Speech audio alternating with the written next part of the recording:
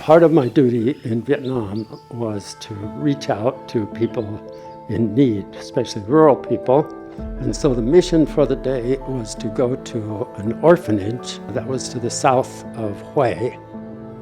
And so we went into the building where they showed us with a lot of pride what it was they did to make ends meet there, to get food for everybody. They made conical hats, the hats that almost all rural people in Vietnam wore, made out of rice straw, and they were intricately strung together, the kids all working together, the sisters there with them, and that was their little industry that they had. And while we were doing this, there was a little buzz of excitement outside among the kids, and two elderly peasants, obviously farmers, came walking in, and they had a story to tell. A couple of days before, an American plane had flown over their village, and a cloud had come out of the plane, and it seemed to fall all around the village. And very soon, some terrible things started to happen. Their new rice crop wilted, their papaya trees died, the gardens began to wilt and die also. Their young people, their kids, and their old people began to get sick, and they were looking for help. Agent Orange was just one of a series of heavy-duty chemicals the U.S. military used in Southeast Asia, called rainbow herbicides.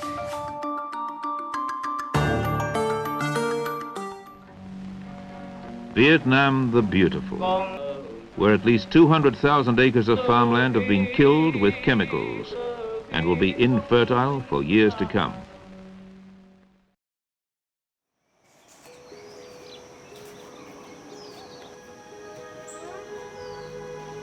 They are believing in us as the saviors come to help them in their country, or are we the destroyers?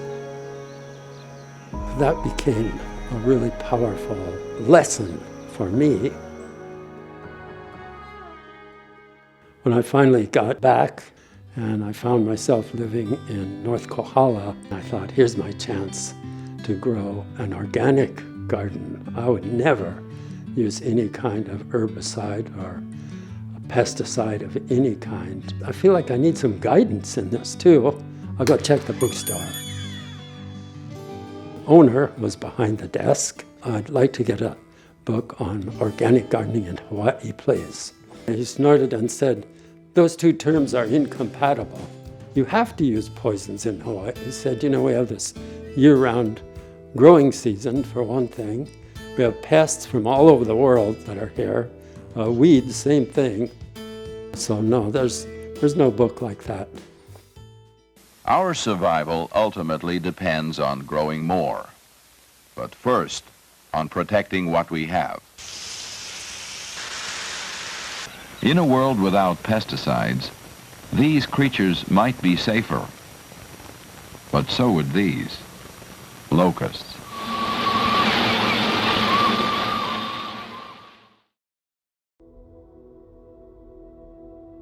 I went away somewhat dismayed, but at the same time, I felt challenged because I thought, okay, I will write the book. In doing the research for it, I wanted to include a lot of the story of gardening in ancient Hawaii. Of course, no chemicals used then, and the Hawaiians had had a beautiful and bountiful agricultural system, probably the most beautiful and bountiful in the world. It came out, I think, the first edition in about 1980 or 81, and it's now in about the third edition. And since then, it has taken off like mad. And it's been such a wonderful thing to see that this is a worldwide phenomenon. Everywhere, organic gardening has taken off tremendously, and it's a good feeling to be part of all